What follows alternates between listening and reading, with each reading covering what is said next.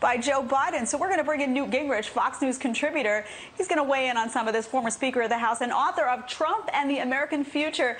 Newt, welcome to the show as always. So I don't know about you, but I heard Joe Biden echoing a lot of the same talking points that President Trump used to get elected. Did you hear something different?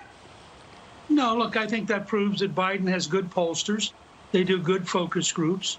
And they said, you know, the president's got a winning message. Why don't you steal it?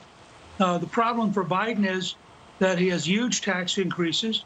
He has huge regulatory increases. His program would kill jobs, not create them.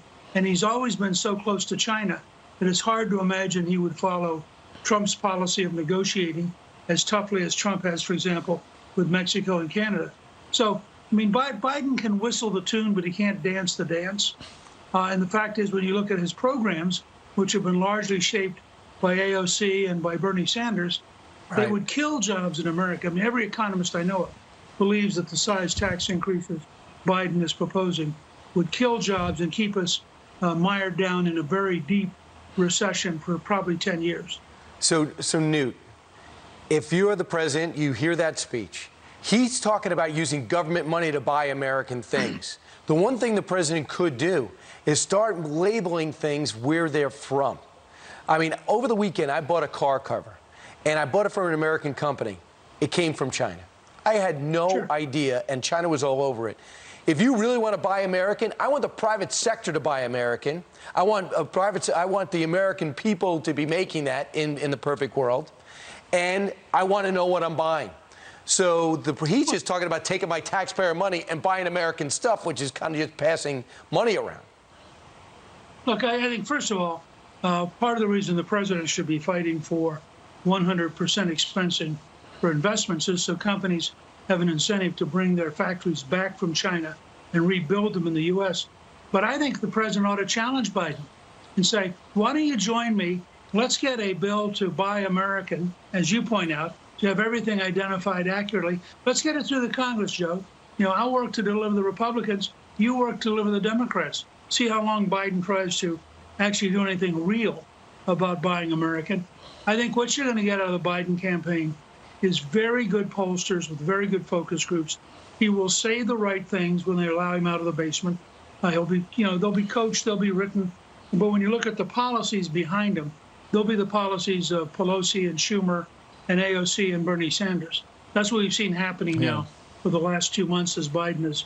Every week he goes further to the left in his policy proposals. Well, it would suggest that part of Donald Trump's message is very popular with Democrats, and that's why Joe Biden is recycling the president's message. Meanwhile, speaking of China, Newt, this is breaking overnight. It sounds like they're going to be banning Senator Rubio and Cruz and Congressman Chris Smith, along with Ambassador Sam Brownback, because they simply have been criticizing China. So it's one thing to criticize other things, but when you start to criticize China, don't look for them to roll out the red carpet for you. Well, look, I think this actually will further drive home that this is a Chinese communist dictatorship. That Xi Jinping is the Secretary General, or the General Secretary, rather, of the Chinese Communist Party, much more than he's president of China, and that their reaction is to be a totalitarian dictatorship. You know, you disagree with them, you go to jail. And I think that's why I think the idea that Schumer's now endorsing Bernie Sanders' 10% cut in defense in the face of this kind of behavior is just crazy.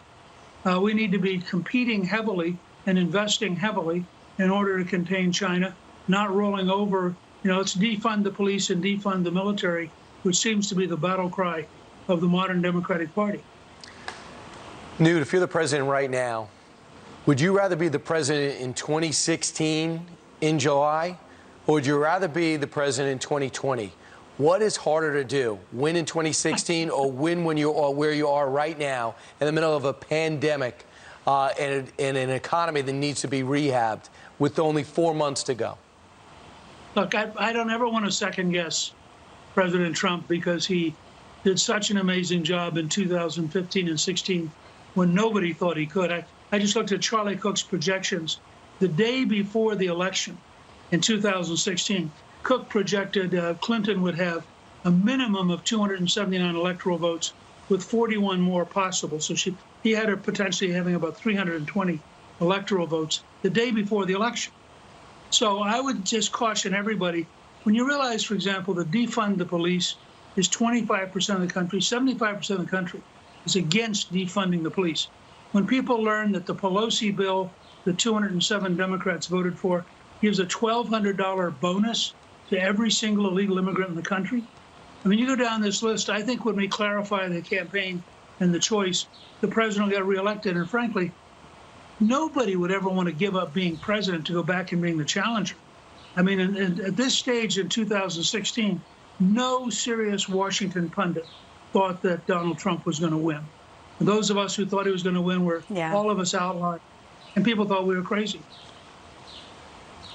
That's true. Well, a lot remains to be seen in the next few months, including a vice presidential pick from Biden, which a lot of people are going to see like what he does and what that means and what it reflects. Thanks so much for being here, Newt. And everyone can check out Newt's book, Trump and the American Future, which is on sale right now. See you soon, Newt. Thanks.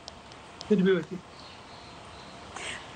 Good to be with you, too. And Seattle Police Chief Carmen Vest is calling proposed budget cuts to her department, quote, reckless. She's